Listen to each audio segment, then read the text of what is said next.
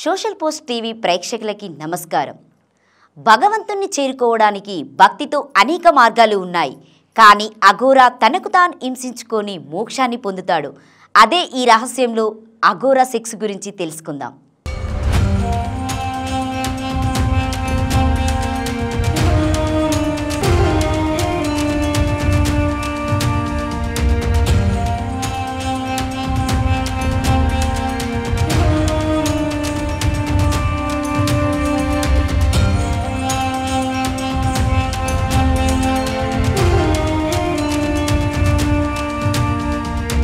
నవవిధ భక్తి మార్గాల్లో భగవంతుని సాక్షాత్కరించుకోవడానికి కొన్ని మార్గాలు ఉన్నాయి.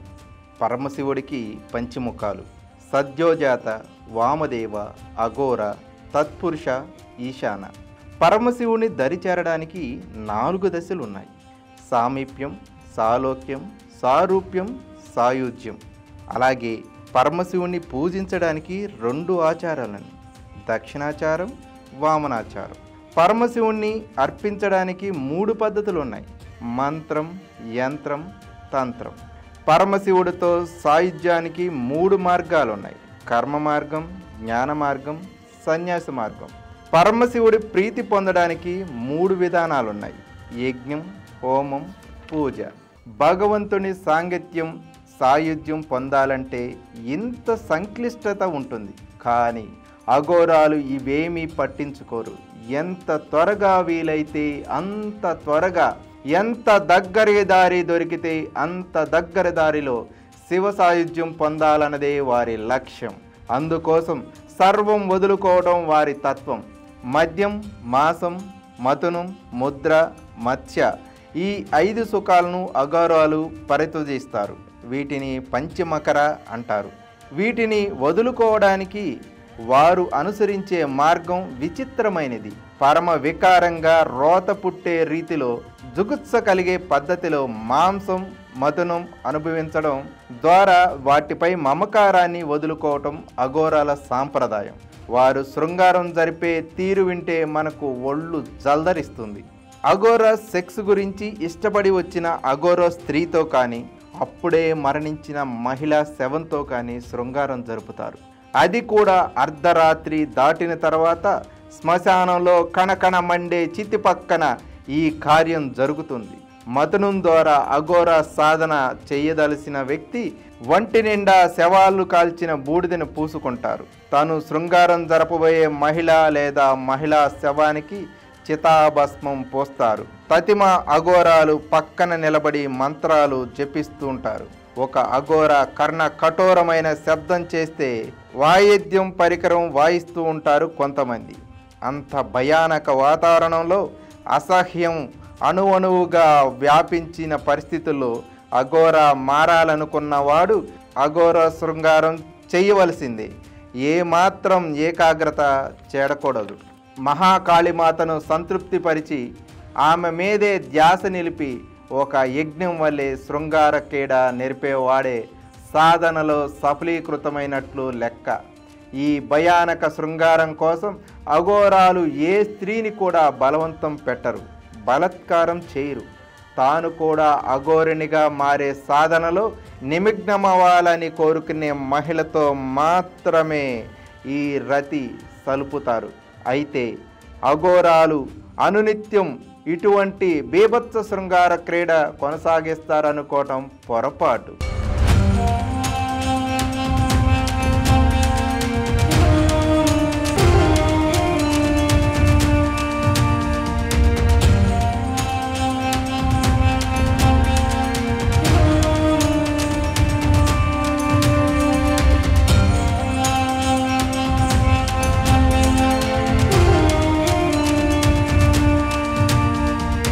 అఘోరా దీక్ష స్వీకరించేవాడు ఆ సాధనలో భాగంగా జీవితంలో ఒకే ఒకసారి ఈ వికృత చర్యకు పాల్పడతాడు.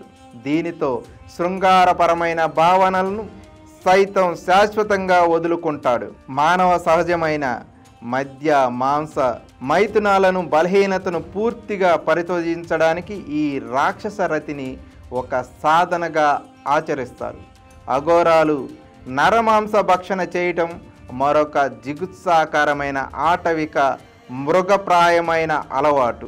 నరమాంస భక్షణ అంటే వారేమి మనుషుల్ని చంపి తినరు, చచ్చిన శవాలను పీక్కు తింటారు. ఆ ప్రక్రియ వింటేనే మనబోటి వాళ్ళు జల్దరిస్తుంది. శ్మశానంలో అప్పుడే పూడ్చిన శవాన్ని తవ్వి తీసి దాన్ని మాంసాన్ని కాల్చి తింటారు. వంట వండడానికి మామూలు కట్టెలు పనికిరావు. చితి నుంచి తెచ్చిన కట్టెలను మాత్రమే ఉడికించాలి, అది వారి నియమం. కొందరు అఘోరాలు పచ్చి మాంసం కూడా తింటారని చెప్తుంటారు. నరమాంసంతో పాటు ఇతర అన్ని రకాల మాంసాలను భుజిస్తారు. అయితే ఎట్టి పరిస్థితుల్లోనూ ఆవు మాంసం మాత్రం భుజించరు. అఘోరా దృష్టిలో నరమాంసానికి ఎటువంటి ప్రత్యేకత లేదు. శరీరం నుంచి ఆత్మ వెళ్ళిపోయిన తర్వాత మిగిలిన శవం ఒక వ్యర్థ పదార్థం. చనిపోయిన చేప, కోడి, గేదె, ఎద్దు, జింక వంటి జంతువుల మాంసం తినడం తప్పు కానప్పుడు చనిపోయిన మానవ శరీరం ఎందుకు తినకూడదు అని వారు చేసే వితండవాదం. నరమాంసం తినటం ఒక పవిత్ర కార్యమని, శివుడి పట్ల భక్తిలో అదొక భాగమని అఘోరాలు భావిస్తారు. అఘోరాల ఆహారపు అలవాట్లు వినడానికే భరించలేని రీతిలో ఉంటాయి. వారు అన్నం తినడానికి వాడే పళ్ళెం మానవ కపాలం. మనిషి పుర్రె వారి చేతిలో ఎప్పుడూ ఉంటుంది. కుళ్ళిపోయిన మాంసం, చెత్త దెబ్బలో ఆహార పదార్థాలు తింటారు. అంతకంటే నీచమైన విషయం మానవులు విసర్జించే మలమూత్రాలను వదిలిపెట్టకపోవడం. మానవ మలమూత్రాలని తినటం వాళ్ళు చెప్పే కారణం అహంకారాన్ని వదిలివేయటమే అని అంటారు. ఈ సృష్టిలో ప్రతి పదార్థము మహాశక్తి సృష్టించినవే అని అఘోరాలు భావిస్తారు. పంచభక్ష పరమాణాలు మహాకాళి సృష్టించినవే.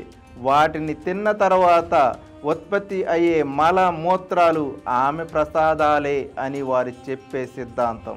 అందువల్ల కొన్నిటిలో అందాన్ని, కొన్నిటిలో అసహ్యాన్ని చూడటం మహాశక్తిని అవమానించడమే అవుతుందని అఘోరాల తత్వం. అఘోరాలు దేన్ని అసహ్యంగా, వికారంగా, వికృతంగా భావించరు. వారెంత నీచమైన జీవితం గడిపినా, ఎంత అసహ్యమైన అలవాట్లు ఆచరించినా, ఎంత ఆటవిక జీవనం గడిపినా సమాజానికి మాత్రం వారి వల్ల ఎటువంటి హాని లేదు. నిజానికి సమాజానికి దూరంగా బతకడానికి అఘోరాలు ఇష్టపడతారు. శ్మశానంలో, దట్టమైన అడవుల్లో ఒంటరిగా తిరుగుతారే తప్ప ఎవ్వరితోనూ కలవరు. వారణాసి, కాశీలోని విశ్వేశ్వరాలయం, నేపాల్లోని పశుపతినాథ దేవాలయం వద్ద మాత్రమే వారు గుంపులుగా కనిపిస్తారు. విచిత్రం ఏంటంటే పరమ నీచంగా, భయంకరంగా, అసహ్యంగా కనిపించే అఘోరాలకు సైతం భక్తులు ఉండటం ఆశ్చర్యం. కాశీలో దినివాలే బాబా అనే అఘోరి ఉన్నాడు. అతడి ఆశీర్వాదం కోసం రోజులు వందల సంఖ్యలో భక్తులు వస్తూ ఉంటారు. తన వద్దకు వచ్చిన వారిని పరమ నీచంగా, భయంకరంగా బూతులు తిడతాడు. దునివాలే బాబా ఆయన చేత తిట్లు తినటం అంటే ఆశీర్వాదంగా భావిస్తారు భక్తులు. ఇంకా ఘోరం ఏమిటంటే ఈ అఘోరా బాబా చేతిలో మానవ కపాలంలోని మలమూత్రాలు ఉంటాయి. తన వద్దకు వచ్చిన వారి మీద ఆ మలమూత్రాలు విసురుతాడు.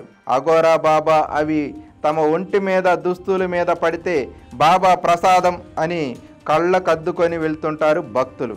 అఘోరా బాబా ఉద్దేశం తన ఏకాంతానికి భంగం కలగకుండా తన వద్దకు వచ్చే వారిని భయపెట్టడం, తరిమివేయడం అని. అశుద్ధాలను పవిత్రంగా భావించే అమాయక జనం ఉండటం విచిత్రం. ఈ విధంగా అఘోరాలు భగవంతుడికి భక్తుడవటం, ఈ అనుసంధానకర్తంలో మోక్షానికి మార్గంగా ఎంచుకునే భక్తులు ఎంతోమంది అఘోరాలుగా మారటం విచిత్రమైన విశేషం. మరొక రహస్యంలో మరిన్ని అఘోరా మర్మాల గురించి, వాళ్ళ వికృత చేష్టల గురించి, వాళ్ళ తాంత్రిక పూజల గురించి మనం పూర్తిగా విశ్లేషించుకుందాం, ఆ రహస్యాలు తెలుసుకుందాం. అఘోర సెక్స్ గురించి తెలుసుకుందాం కదా. మరో రహస్యంతో మళ్ళీ కలుసుకుందాం.